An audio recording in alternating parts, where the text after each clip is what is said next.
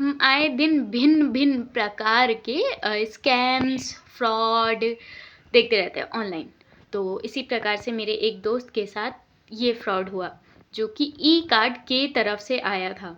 अब उसे फ़ोन आता है कि सर आपका एक पार्सल है, आप आ जाइए। वो गया पार्सल लेने के लिए और उसको ये था कि मैंने तो कोई ऑर्डर नहीं किया है, बट इन केस मेरे किसी फैमिली या फ्रेंड ने ऑर्डर कर दिया, तो उसने रिसीव कर लिया पेमेंट करके। और जब उसने खोला तो उसके अंदर छोटी-छोटी 2 बोतलें थी तेल की, जो जॉइंट पेन के लिए यूज़ होती हैं, और वो 700 के हिसाब से तो कतई नहीं थी। उसने घर पे फ़ोन किया, अपने फ्रेंड्स को फ़ोन किया कि आपने ऑर्डर किया है क्या? तो उन्होंने कहा नहीं हमने तो नहीं किया।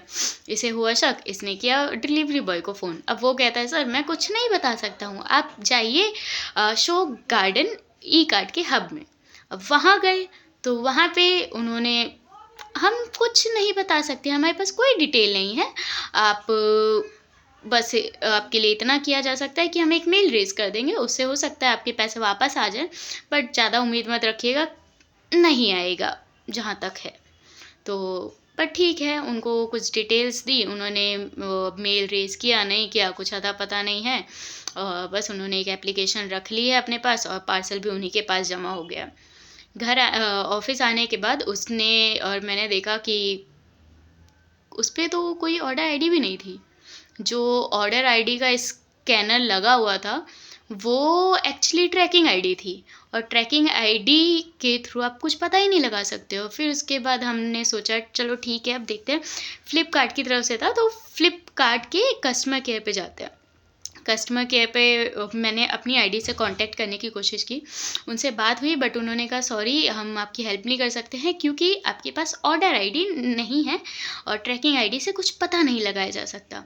और मुझे अपनी आईडी से इसलिए करना पड़ा क्योंकि ये जो मेरा दोस्त है जिसके साथ स्कैम हुआ, उसकी आईडी ही फ्रीज़ कर दी गई है कि वो किसी तरह का कस्टमर हेल्प सपोर्ट ले ही नहीं सकता है।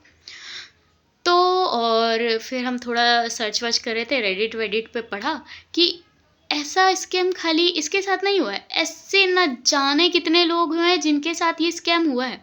अब खुद ही सोचो, अगर ये चीज़ें हो रही हैं तो ज़ाहिर-सी बात है कोई वेंडर होगा या अंदर का ही बंदा होगा जो कस्टमर्स की, कंज़्यूमर्स की डिटेल्स, डेटा बाहर किसी को बेच रहा है, दे रहा है, और फिर वो ऐसे लोकल क्या कहते हैं पार्सल्स बना के, झूठी डिटेल्स डाल के और आपको स्कैम कर रहे हैं। अगर वो 100 ऐसे पार्सल्स क्या कहते हैं स्कैम करने की कोशिश करते हैं, जिसमें से अगर 50 मान जाते हैं और ऐसे पैसे दे देते हैं इस मेरे दोस्त की तरह, और तो सोचो वो पर डे कितना कमा रहे हैं यार। मतलब हद होती है। अब ये है कि वहाँ पे रेडिट पे हमने पढ़ा कि लोगों ने पुलिस केस किए, लोगों ने ना जाने कितने केस किए। तो किसी का कोई जवाब आया नहीं है, किसी का कोई रिफंड नहीं आया, किसी का कोई हल नहीं मिला है। और ये सीओडी डिलीवरी जो फ्रॉड है ये कंटिन्यूअस है। तो इसका हल क्या है? कुछ नहीं समझ आ रहा है, बस यही है कि अगर आपको कभी ऐसा होता है, तो सिंपल सी बात, अगर आपने ऑर्डर नहीं किया है, तो आप रिसीव ही मत करो। और अगर कर रहे हो, तो उसे बोल दो, "भई, पैसा नहीं दूँगा, ऐसे देना है तो दे, वरना जा।" ऑर्डर नहीं किया है, पैसा तो देना ही मत, क्योंकि फिर अगर ऐसा स्कैम हो जाता है, तो आपके पास चॉइस ही नहीं है। हम जहाँ पे कहते हैं कि अगर हो गया है, तो हम पुलिस को कंप्लेंट कर दें, इधर कर दें, उधर कर दें, कुछ तो हल निकलेगा। निकलता ही नहीं है भई। कोई हल नहीं है। तो फ़िलहाल हम लोगों ने सोचा कि ई-कार्ट का जो ऑफ़िशियल वेबसाइट है, वहाँ से जाके कंप्लेंट करें। हम उनकी वेबसाइट पे गए, 3 नंबर मिले कस्टमर केयर सपोर्ट के लिए। एक भी नंबर नहीं लगा, सारे नंबर इनवैलिड। फिर 2 मेल थे, उन मेल पे मेल किया हमने, तो मेल हमारा वापस आ गया एड्रेस नॉट फाउंड होके। तो ई-कार्ट वालों, अपनी वेबसाइट थोड़ा सँभालो कि अगर कस्टमर आपसे कांटेक्ट करना चाहता है, तो प्लीज़, प्लीज़ वो आपसे कांटेक्ट कर पाए, क्योंकि नंबर आपका लग नहीं रहा, मेल आपका एड्रेस फाउंड नहीं है, बंदा करे तो करे क्या? सो गए, इसके पैसे ₹700 थे, चले गए, लेकिन सीख मिल गई कि हाँ, दोबारा भाई ऐसे ऑर्डर रिसीव नहीं करना है।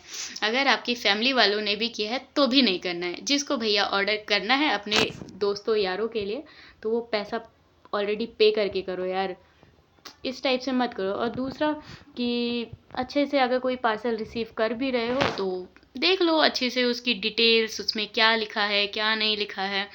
और मुझे नहीं लगता किसी पार्सल में इतना बड़ा बड़ा COD लिखा रहता है और उस पे उसके नीचे प्राइस लिखा रहता है। तो उसके पार्सल पे लिखा था फ्रॉड वाले। तो अगर छोटी छोटी चीज़ें हैं आप ध्यान दो तो होपफुली आप स्कैम होने से बच जाओगे। फिलहाल इसका तो हो गया, तो आप देखो आपके साथ इन फ्यूचर ना हो जाए। Bye bye.